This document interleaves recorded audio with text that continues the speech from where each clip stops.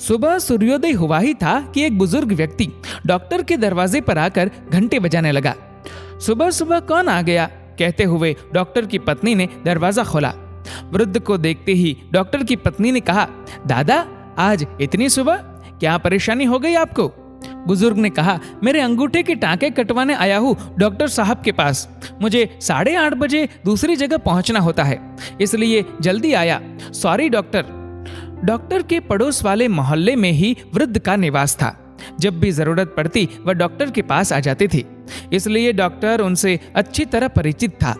उसने कमरे से बाहर आकर कहा, कोई बात नहीं दादा, बैठो, बताओ आपका अंगूठा।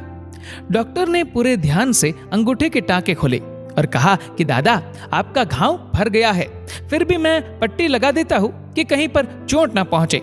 डॉक्टर तो बहुत होते हैं, परंतु ये डॉक्टर बहुत हमदर्दी रखने वाले और दयालु थे।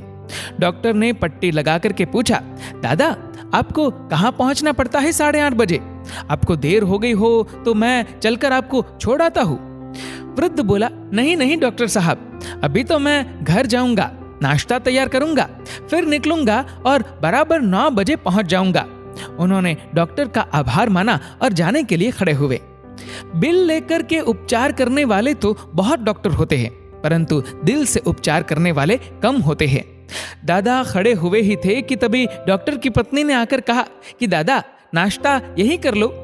वृद्ध ने कहा कि ना बहन, मैं तो यहाँ नाश्ता कर लेता, परंतु उसको नाश्ता कौन कराएगा? डॉक्टर ने पूछा, किसको नाश्ता कराना है?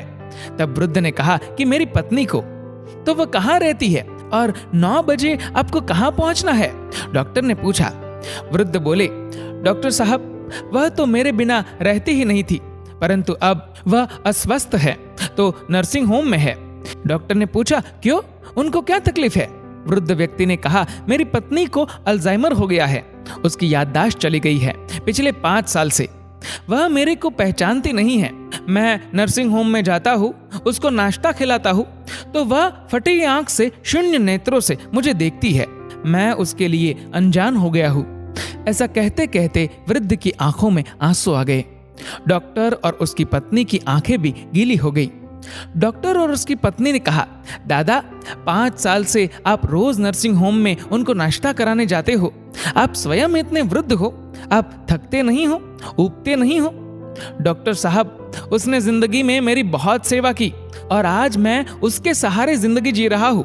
उसको देखता हूँ तो मेरा मन भर आता है। मैं उसके पास बैठता हूँ तो मुझ में शक्ति आ जाती है।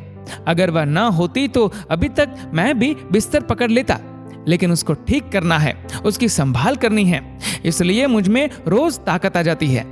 उसके कारण ही मुझ में इतनी फुर्ती है। सुबह उठता हूँ तो तैयार होकर के काम में लग जाता हूँ। ये भाव रहता है कि उसको मिलने जाना है, उसके साथ नाश्ता करना है, उसको नाश्ता कराना है। उसके साथ नाश्ता करने का आनंद ही अलग है। डॉक्टर ने कहा, दादा एक बात पूछूं? पूछो ना डॉक्टर साहब। डॉक्टर ने कहा, दादा वह तो आपको पहचानती नहीं, न तो आपके सामने बोलती है न हंसती है, तो भी आप मिलने जाते हो। वृद्ध बोले, डॉक्टर साहब वह नहीं जानती कि मैं कौन हूं, पर मैं तो जानता हूं ना कि वह कौन है। और इतना कहते कहते वृद्ध की आंखों से आंसुओं की धारा बहने लगी। डॉक्टर और उसकी पत्नी की आंखें भी भर आई। किसी घर में एक साथ रहना परिवार नहीं कहलाता, बल्कि एक साथ जीना, समझना और एक दूसरे की परवाह करना परिवार कहलाता है। दोस्तों, इस वीडियो को लेकर आपकी क्या राय है, नीचे कमेंट करके जरूर बताएगा। और अगर आपको वीडियो अच्छा लगा हो तो इस वीडियो को लाइक करेगा, शेयर करेगा ज्यादा से ज्यादा लोगों तक। और ऐसे ही और भी इंस्पिरेशनल वीडियोस के लिए सब्सक्राइब करें हमारे यूट्यूब चैनल को और फेसबुक पर फॉलो करें हमारे पेज को। धन्यवाद।